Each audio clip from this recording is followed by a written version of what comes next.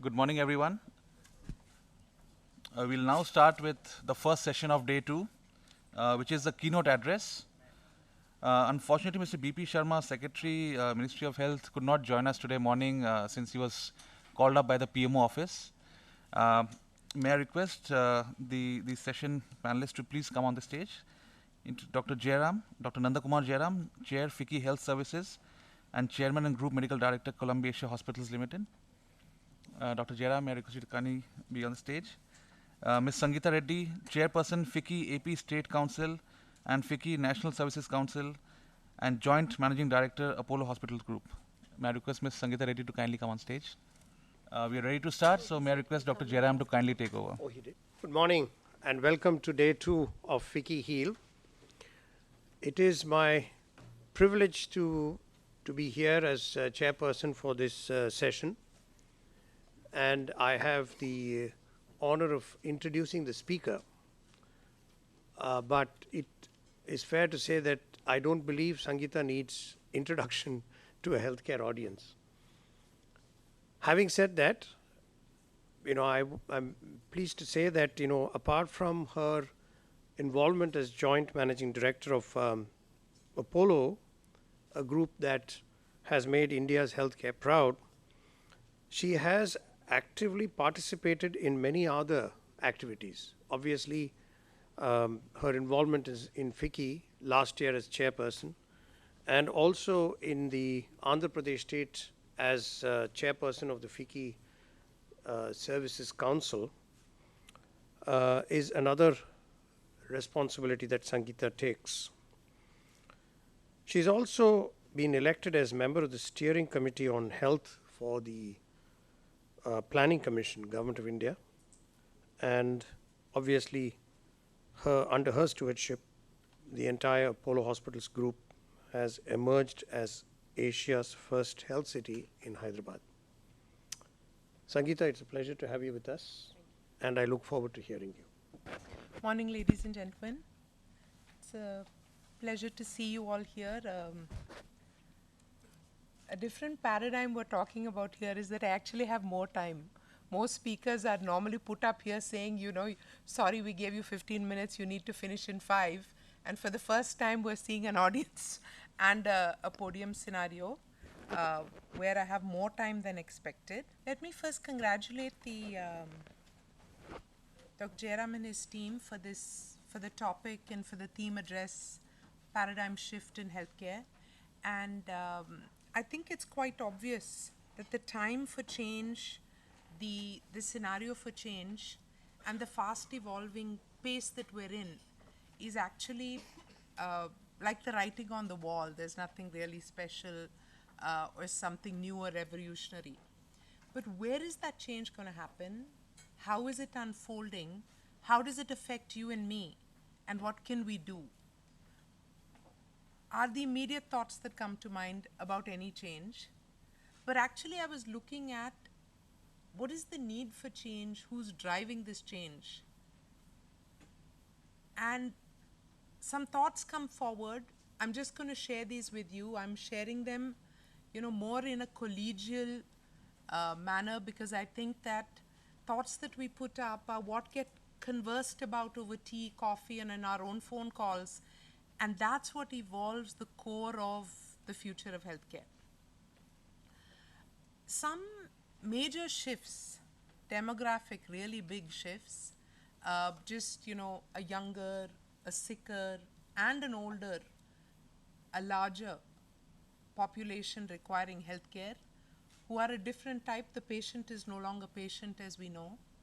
But the three big shifts that we actually see is that the individual patient is no longer just an individual.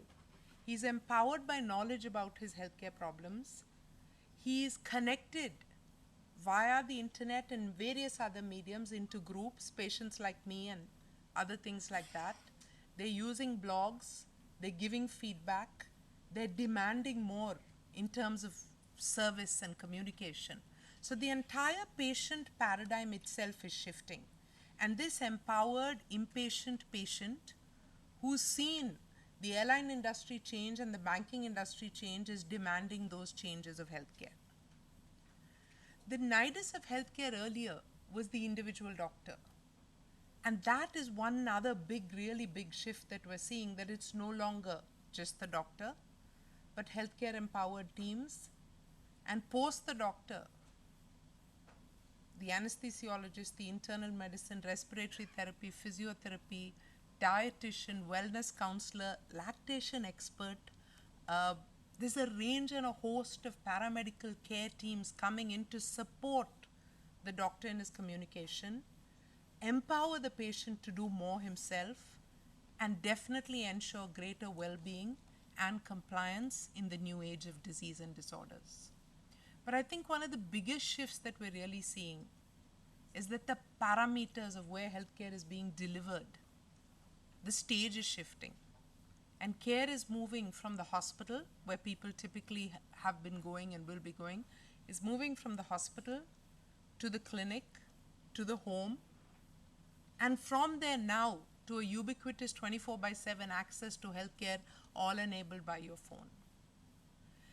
These major shifts are happening right in front of us, and I don't think I'm saying anything new to any of you. It's on this stage and this environment that I wanted to share these few thoughts. Very famous picture, all of you saw this. It happened in front of our eyes, something that should not have happened. An honorable president, ex-president, who contributed so much to this country, collapsed on a major dais. How many of us, and I'm sure everyone in this room, watched this, the video, the tape, and said in our mind, why isn't anybody giving him CPR? Didn't you all feel that? That you saw this commotion, this thing, the videos, the TV showed it, but nobody cleared the air and started ABC. Just think about it for a minute. Do you know that approximately 200,000 people die every year because they were not given CPR? Do you know the statistics in terms of 5.8 crore people dying because of heart disease or heart disorders, and 1.5 lakh people die every day of cardiac arrest? But also, most countries are aiming for a 1 in 7 of the adult population to be trained in CPR. I don't even have an Indian statistic. The training of our police force, our security personnel, our own paramedics sometimes, and definitely college students, bus conductors, people, the railway conductors. Do you know that every day on the railways, we did a rough survey, 9 MIs per day on trains in India.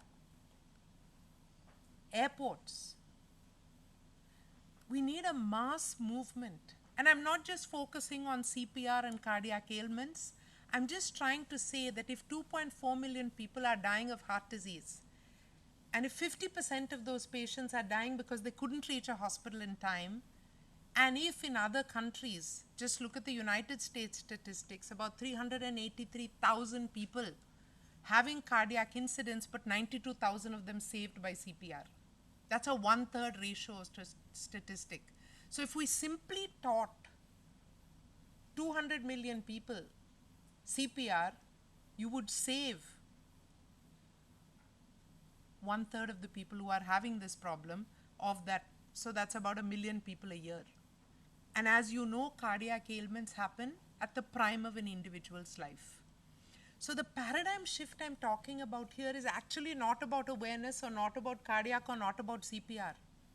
The paradigm shift I'm talking about is a thought process that life is priceless and we need to do something. We cannot read the paper and see that, a rat bit a baby in a hospital in Guntur and the child died. That toddlers in slums or even in other areas are bitten by street dogs, mauled by street dogs. Can you imagine a mother's life after that if her child has been killed by street dogs? It's like Jurassic Park era. So what I'm trying to say is the biggest paradigm shift we actually need is not the hospitals, it's the initial thought process to say that life means something. We know there are accidents. We don't have appropriate environments to prevent accidents. Whether it's helmets or seat belts, things have got better, but there's a lot more to be done. And this is where the biggest paradigm shift needs to come, that every life in India is precious and we must do things about it. And once we start that paradigm shift of saying that life is priceless, then we will do many, many things differently, and it will define the way we plan. It will define the way we make, whether it's our food choices or our safety choices or our education of children and college students and the training programs that we have. Everything will get changed and shifted and moved towards protecting individuals and people, young, old, vulnerable, rich, poor, irrespective of which class, and we will find a way to do this differently. The next large shift, all of us are healthcare providers here, and most of our focus is in treating the very sick patients who come. All of us also know that the tsunami of NCDs is upon us, which is affecting not only the productivity of individuals, but the economic growth of this country. And the cumulative impact of this tsunami is estimated to be approximately $4.5 trillion before the year 2030. And while we're sitting and grumbling about the 5 and 6% allocation to healthcare compared to other countries going as high as 18%, the fact is that if we really treated, not close enough, sorry, that if we really treated, can you hear me? Yeah. If you really treated healthcare appropriately the way you need to, the allocation by 2030 would actually be a requirement of 40% of GDP. Can you visualize India spending 40% of GDP on healthcare? And the large paradigm shift is really find them early, find a way to prevent, do the massive screening that's required, find the disease quickly, and treat comprehensively. And irrespective, the pictures I have up here, one of them is a van that we actually took out in a comprehensive screening program from Ajmer all the way to Argonda and then further down. Argonda is in Andhra Pradesh, but then further down into Tamil Nadu. 39% of the diabetics that we found did not know they had diabetes. It's a really significant number that they're going out there, doing their daily lives and not knowing that they have the treatment. And even worse is that 47% of them who knew they had, we tested some sugars, they were not on treatment. A simple, cost-effective metformin. I mean, we're talking about generic drugs, India being the manufacturer, but the gap between what we know and what is being practiced on the field is very, very large. And preventive healthcare is really one of the largest answers. I don't know how political all of you are, but since my husband became MP, I'm a little bit more tuned into it. And Telangana was a state that nobody had much hope on. But last month they had an investor conference with people, from ITC to international players all coming in and saying, we love this state. And they all said, what was the big difference? KCR, this unknown leader who managed to win a state, what made the difference? And they said, we used to have the worst power crisis. All the power generation stations were in Andhra Pradesh. And it was estimated that post the division, Telangana would be plunged into a critical power shortage situation. We went through last summer without a single power cut. And everybody wondered, how the hell did this unknown man figure out how to do this? And he said, it's very simple. I did a combination. One is that I purchased power from the national grid at much cheaper. I made sure it was distributed, but I cut the leakages by 100%. If we apply the saving or catching paradigm into curative and preventive healthcare, those of us who are seeing, we see heart disease. Do you see a single vessel disease? Very rarely. How many cardiologists in this room? I don't think the cardiologists are here. They're all busy in the cath lab. But they see 3 and 4 vessels. Does a cardiac surgeon these days see a single vessel when he's reviewing angios? Very rare. In India, we're typically finding cardiac problem at the end stage, and cancer is even worse. Because actually 75% of cancers are completely curable if you find them in stage 1. Whereas the survival, the 5-year survival rate for cancer in India is under 50% because most cancers are found in stage 3 and 4. I don't need to say any more. The case for early screening, the case for detection, and the case for appropriate medication and compliance is very, very strong. This is one of the biggest paradigm shifts that we need to do, because the percentage of budgets going into treatment versus preventive care, the skew is still very much towards the treatment. And I know treatment is more expensive, but the scale at which we need to do screening is very, very large. That's the bigger one. The other paradigm I really wanted to talk about for a minute, and I had really wished the secretary was here who would understand where we're coming from on this point, all of us who are suffering from the CGHS tariff and many other problems related to healthcare players, is to really understand that the cost of healthcare is not in the cost of a single episode of care. We need to change the lens with which we view healthcare from a single episode. 33 years ago, we started the CABG package. And it's become the defining package, kind of plan, and now there are packages for every procedure. But the cost of illness is not that one episode of a 9-day or 11-day package. The cost of illness is at least a 1-year, if not a 5-year horizon. And if we start viewing healthcare as the cost of an illness, whether it's diabetes or kidney problem, then we will find ways to, one, connect the ecosystem of healthcare, which is the home, the clinics, the hospital. We'll find ways to create a universal health record or a personal health record. We will also find the parameters to say that we will invest in preventive care. We will do the mammograms rather than waiting for, major breast tumors. We will do the screenings and the pap smears so that we don't have the type of heavy burden that we have from cervical cancer.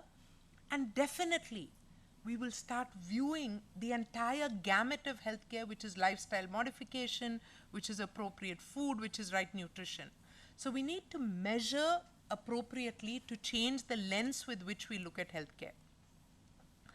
And finally, in the entire space of preventive medicine, the role of predictive is becoming extremely large, because they are disease groups or population groups with a higher propensity to certain disease, and it is these vulnerable groups that we need to focus more. Why are we not using the defining moments of, what is the genetic makeup, whose grandfather had these problems, they are a more vulnerable group, how do you catch them earlier, what is genetic counseling? The entire gamut of this needs to change the way we do things. And whether we're using an IBM Watson or one of our own in homegrown type scenarios, that is not as relevant to me. But customized plans based on genetic makeup and looking at predictive medicine is something we need to start today. And I'll talk a little bit more about how we need to start some of these things. But basically the era of not just moving to a single episodic care and focusing on the single trust factor or the skill set of that doctor, to moving to outcome-based, data-driven type of healthcare is upon us. And it's time for us to lay those foundations for that type of healthcare to evolve customized treatment programs. And this, we're doing something quite interesting in a pilot in our environments is right now, because of the data analytics tool that we're employing, when a doctor has a patient and he's sending it for, he's looking for an antibiotic, so all elevated fevers, at some point of time, you're going to start doing swabs and smears. And what we're sending the doctor immediately, even before, and most of these culture reports take 24, 48 hours, but we're sending them the pattern of, in the last 30 days, the fever reduction cycle was faster with the use of these 3 antibiotics. And these are the 5 organisms that we cultured more. So a doctor is now doing a more informed decision when he writes that first antibiotic, because he's seeing what is the trending patterns. And so this is data analytics at a population or a group level. The same data analytics, when it goes into is applied at an individual level, becomes far more powerful. And that is the University of California is actually giving individualized predictions on the chances of a patient getting into sepsis. And all of you know the survival rate, sepsis, even in the best institutions, is only about 60%. But the chances of somebody going into sepsis, if you use that individualized algorithm, they can predict even 4 to 5 days prior to their going into sepsis. So the scope of predictive analysis is at a population level, is at a group level or a treatment cohort within a hospital, or even at an individual level, and there's a lot that we can do in that area. Moving on into that is one of the next is really the use of this kind of genetic testing on profiling. MyPlatelet is a test that looks at the efficacy of clopidogrel, and a significant portion of the population actually is on this drug but does not have the uptake for the medication, and therefore they're spending, I think it's 1,500 or 3,000 rupees per month on a medicine that is not giving them any effect. The test itself used to cost 22,000 rupees when we were importing the kit. It now costs under 5,000 rupees when it's being made within India. And in the last 300 tests that we did, we found 70% of the patients benefited either by treatment dose adjustment because they needed more or less, or that the medicine had no effect on them. So these are the type of significant things which are happening in the realm of personalized medicine, that we cannot put one brushstroke, all patients above 45, slightly high cholesterol, risk of cardiac, give them statins. That era is changing to more personalized and predictive medicine based on genomics. And we must start getting ready for this new era. I also think for us to use this effectively, so it's not just theory or what's out there in the future, but for us to use these effectively is the need to network and create our own Indian-based solutions. And that is one of the biggest in terms of paradigm shifts or behavior change of how can we collaborate to create our own research database and therefore create our own biomarkers. In the area of liquid biopsies, I'm extremely excited about this space. And one of the things that we're looking at, many people have spoken about translational medicine, but one of the neurosurgeons in the hospital came up with this idea of using liquid biopsies and has actually brought to fruition a biomarker to test glioma. So rather than waiting, doing population-based maybe CT scan to test a brain tumor, waiting for someone to have a headache, a symptomatic analysis, this is a simple blood test which could be incorporated into high-risk people in their annual preventive health checks. So a simple blood test will tell you whether you have the beginnings of a brain tumor. That's where medicine is moving. That is the big paradigm shift, that we're getting far more insightful, far more intuitive by using the data that we have at our fingertips, which is not just raw data about patient and demographics, but a combination of genetic data, population data, incidence and profiling data, and then the medical and the DNA analytics. And we put these all together and we're getting smarter and smarter about the way we're doing healthcare. So we cannot afford to ignore this whole realm of personalized, preventive, gene, tumor markers. It's a very large space out there, and I think that's the other big shift.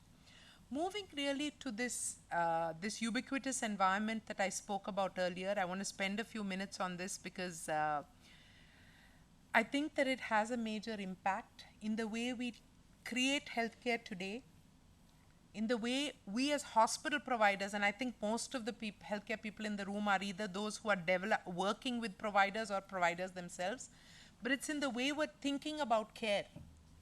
Most of the time we used to worry about, how do we handle the outpatient load? Where will they sit? Will the doctor come on time? What's the waiting time? And the entire CRM cycle or the patient satisfaction cycle was based on these issues. We can turn those paradigms upside down.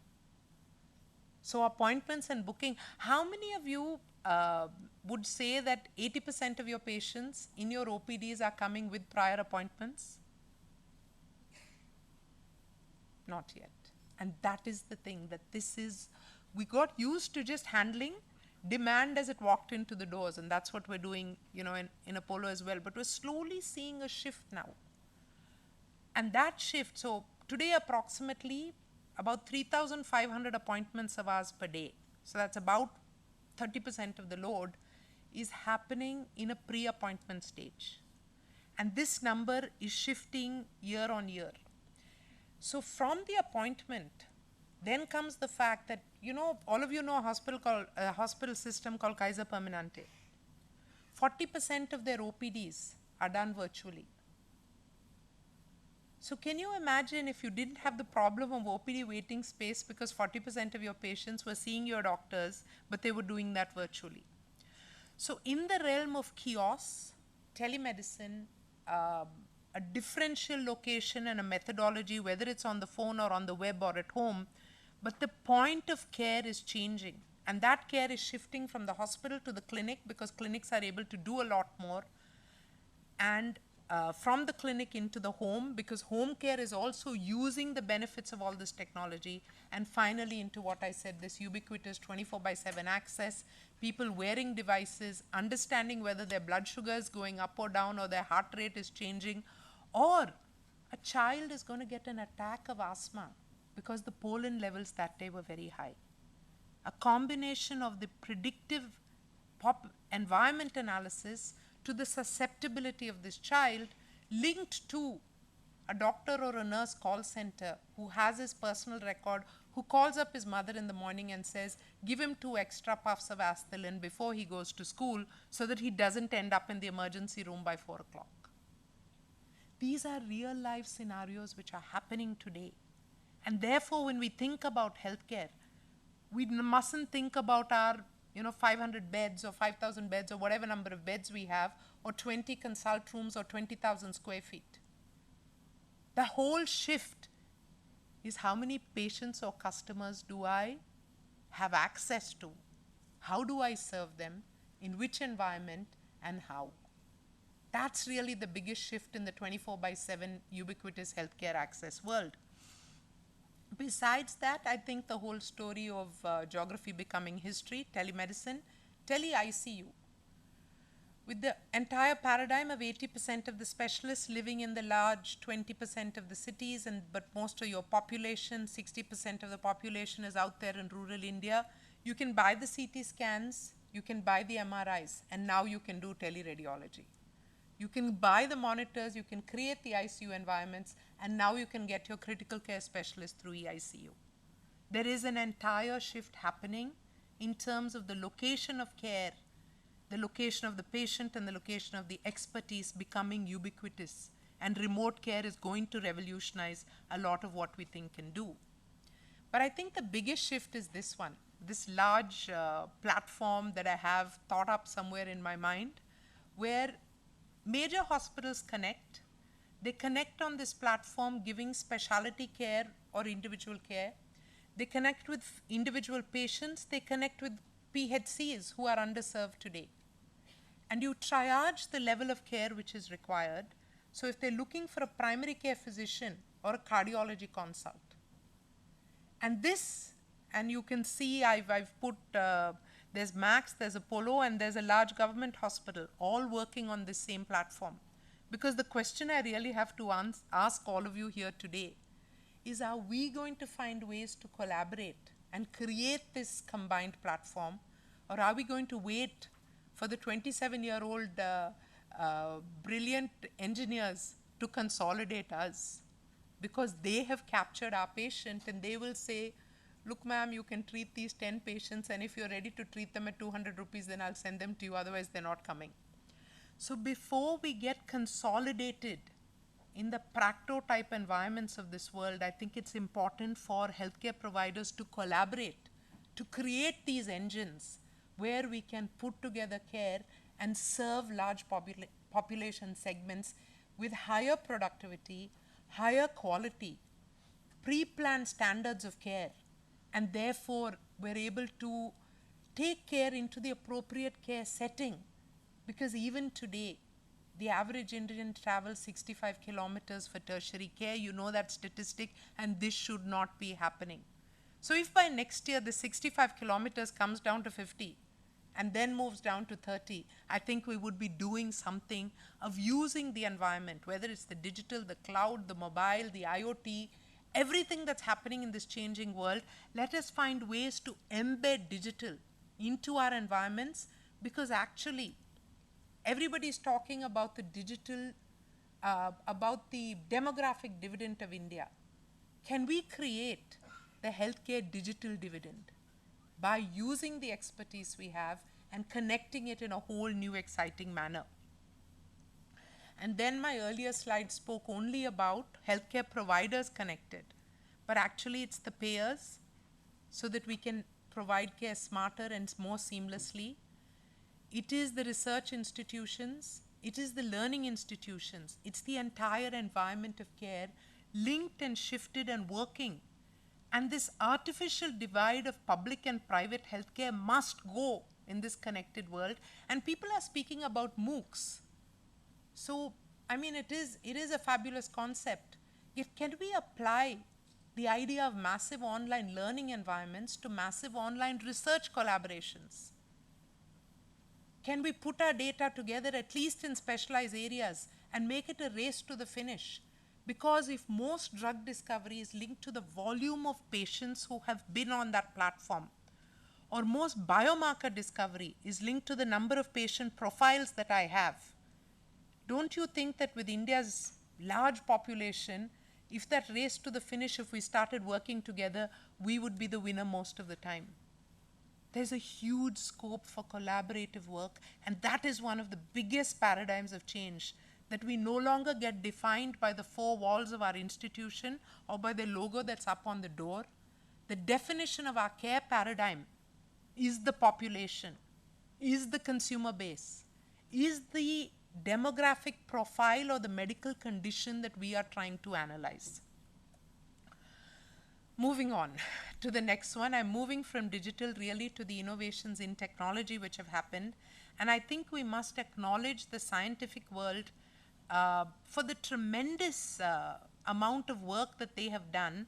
And I think that work is really in the fact, it's a really beautiful statistic that from the 70s to the 2000s, death due to cardiac conditions not just came down by half, but by 65%.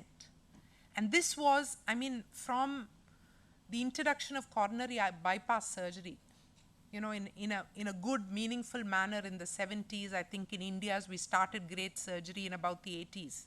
In 80s, we also started angioplasty. And this, you know, minimally invasive, getting in, opening up the vessel. We went on to then get and start using bare metal stents, which kept that. So first you open the vessel with plasty, then you started using stents to keep that open, then implantable cardiac defibrillators, so that condition was also solved. And now that you have the drug-eluting stents, you're not just opening up the vessel, you're keeping it open. But with cardiac troponin and drugs like that, you're diagnosing MIs faster, better, quicker. The entire range of technology, I think those are the words: faster, better, quicker, cheaper, more successful. That's what's happened across, whether it's the baby warmers or the prizes that came out yesterday. The entire space is evolving so fast, but they're doing something which is powerful partnership, enabling healthcare providers to treat better, to cure better. And I think it's a great partnership. What we need to do, and what will be discussed later in the afternoon, is how do we bring down the cost of this technology?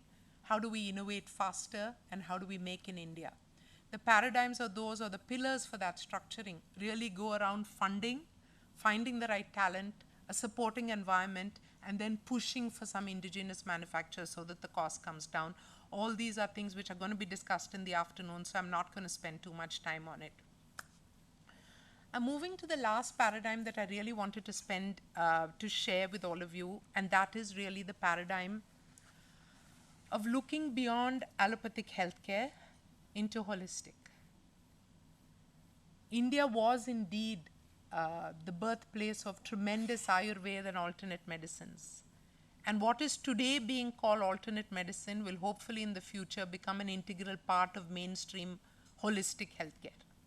The efficacy of yoga and many of these medicines, many people have Pudina Hara in their pocket and use Himalaya drugs for their kids at home, but prescribe something else in their hospitals. The realm of this space is waiting to just open up by the integration of allopathic diagnostics and scientific validation of alternate medicine. That will become the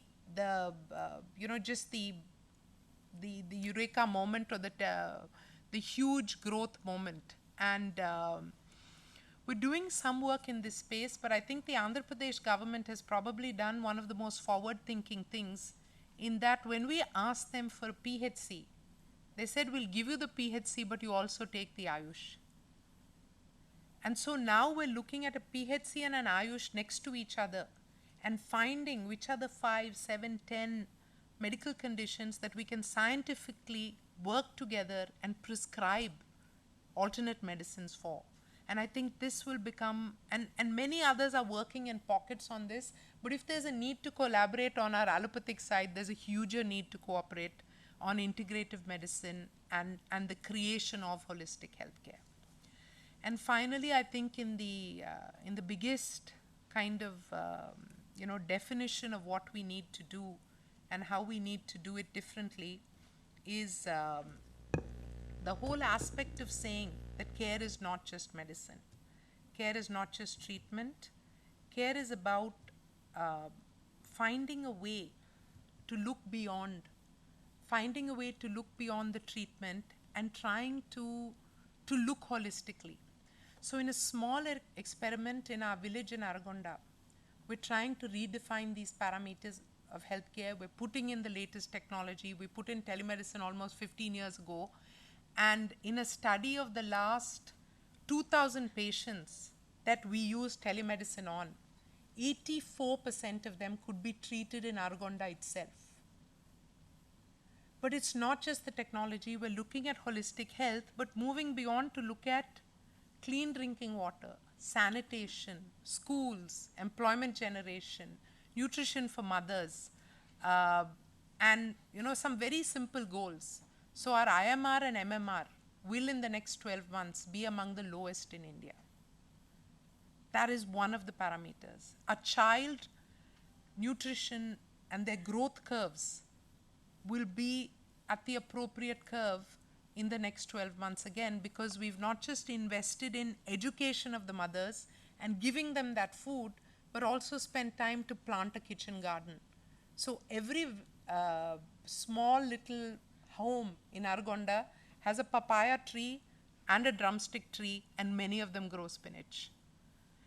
It's basics like that, on one end I love the high technology and we will do PET scan and hopefully bring in proton into this country.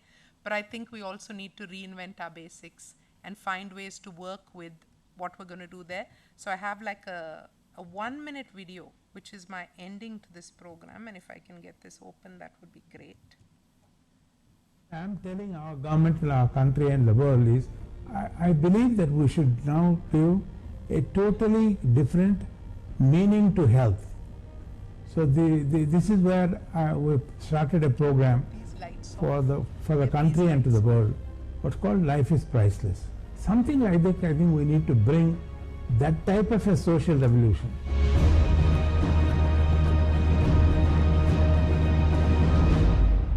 Health is not just medicines. Health is to give total happiness. Smile on the face. What does it take for a smile on the face? All it takes is a heart that can beat for you, that can be for you, that can touch your life, creating health and happiness for all.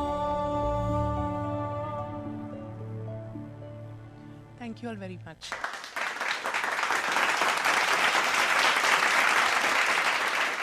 Sangeeta, thank you very much.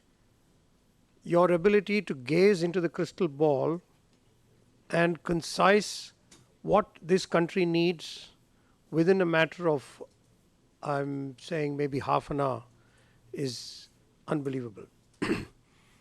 Thank you for bringing up many of the areas that would be required from the public, personal health, collaborative effort, remote medicine, and so on. But of all the things that you said, if I could put my finger on something that we can really effect, I would say the collaborative effort. And I believe this will go a long way if we held hands where we need to for the benefit of mankind and without selfish motives. A lot can happen in this country. Friends, I know that we are a little behind time, but I'm still going to permit questions. So, Dr. Puri.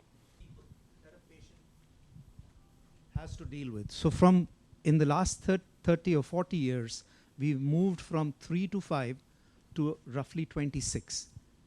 This has added, in my view, a lot of cost. So don't you think that something needs to be done, that on one side, this super specialization is making cost an addition? Secondly, these touch points, the various kinds of, you mentioned something like a lactational advisor and things of that nature, this touch point, that touch point, specialization in the various service points. These are adding to costs. So when one talks of reduction in cost of medical technology, shouldn't there be a reduction in cost as far as operation of a hospital is concerned? That's point number one. And I'd request you to answer that. The second thing, and this is open to both of you, I think we need a paradigm shift has already occurred, and we need to reverse that if this healthcare industry is going to do well in the future. And that is, we need to be very big advocates for the ethicality and transparency of medicine. What is happening today, every day we are being lambasted in the press as, as literally crooks. People who put in stents when they are not required, people who put in more expensive material when a simpler joint would do, etc., etc. If this continues and the healthcare industry does not pay attention to this part and does not become advocates for the medical profession, I'm afraid this is going to have a very deleterious effect. So thank you, Dr. Puri, as usual. I'm glad you enabled all of us to have the benefit of your wisdom and your gray hair.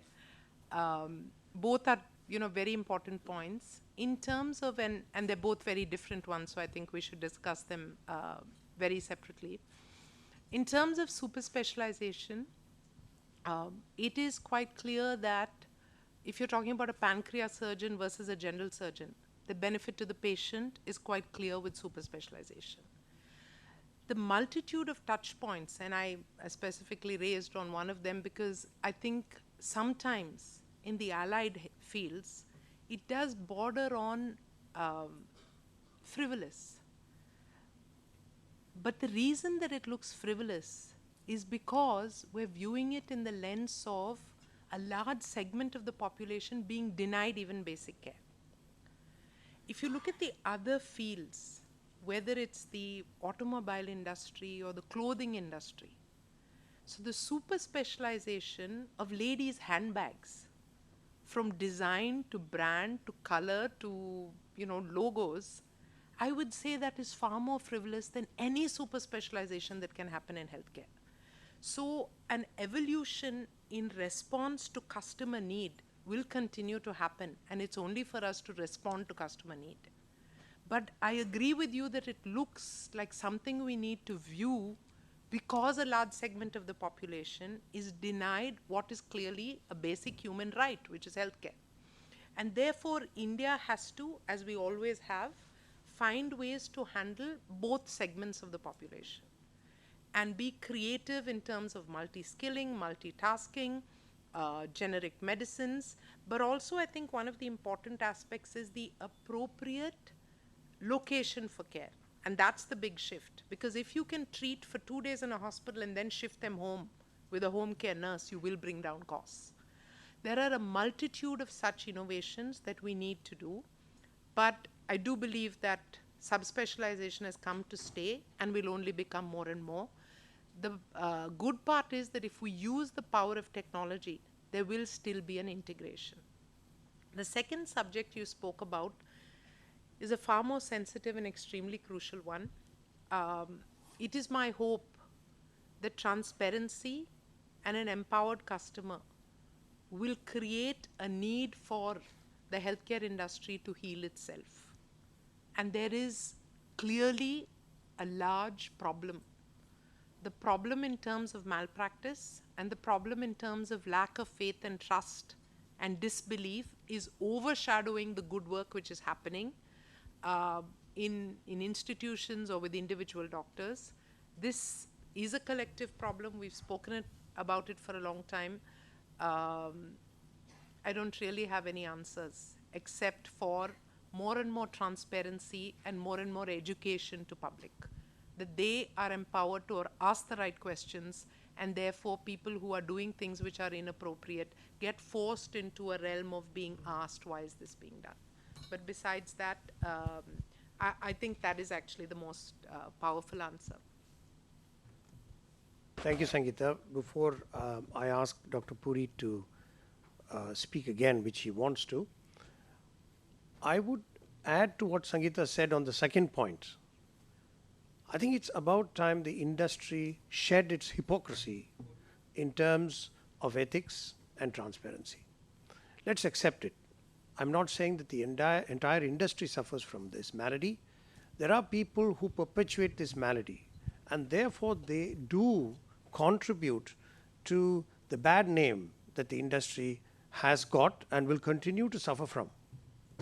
And therefore, apart from the patient or people empowering a change in this industry, shedding hypocrisy, and being upfront and honest and transparent, like many of us are, I think is the need of the hour.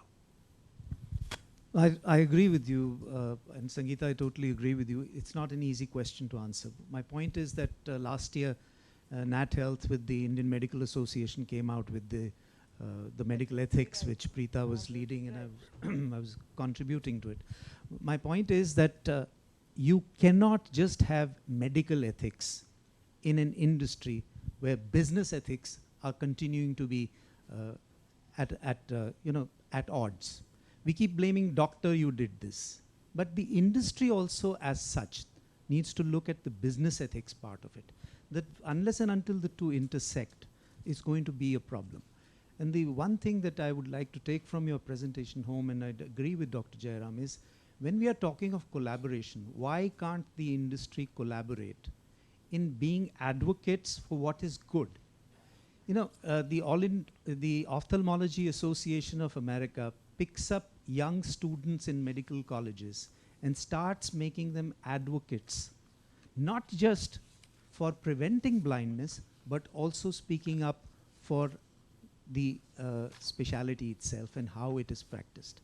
I think something needs to be done in a collaborative effort by various associations such as FICCI and the various partners that FICCI has in, let's say, Apollo, Fortis, Max, Columbia Asia, and so many other institutions, medical technology companies, insurance companies. Unless and until in today's world we start an advocacy movement, we will just become the whipping dogs of the press.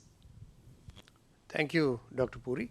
I'm just going to allow Ashok to comment, and then we'll have to move on to the next session. Yes, Sangeeta, thanks a lot for an excellent presentation and the valuable insights.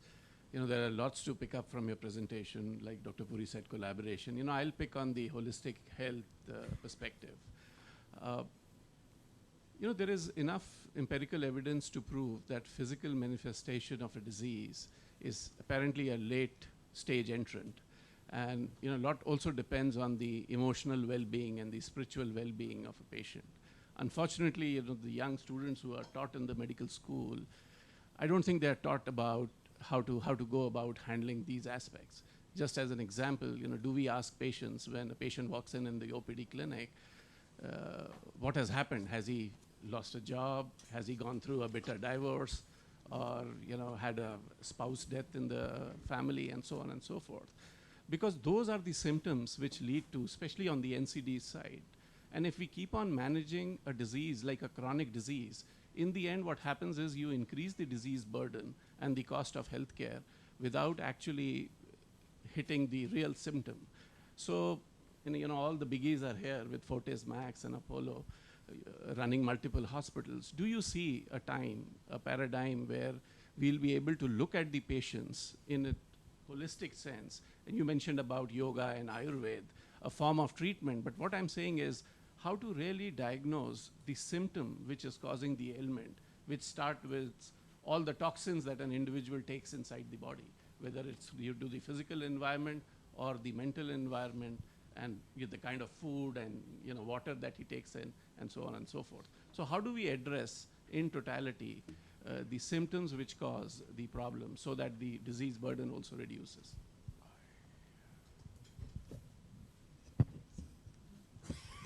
So this is a day for deep philosophical questions. But I think the interplay between the physical manifestation of disease and the mind is very well established. Even though people talk primarily about physical inputs of exercise and diet, the mind plays the most important role. We've made a few beginnings which I think are gaining momentum. Number one, we have lifestyle counselors who also are trained in psychology and assessment of pain. Yoga and meditation and actually a tiny spa are beginning to become part of the hospital environments. So I think we're moving in that direction, but the pace of it, it's like on one side the world is on a commercial treadmill, and on the other side you're saying jump off and smell the roses and do your Padmasan. So the entire societal structure is on a different path.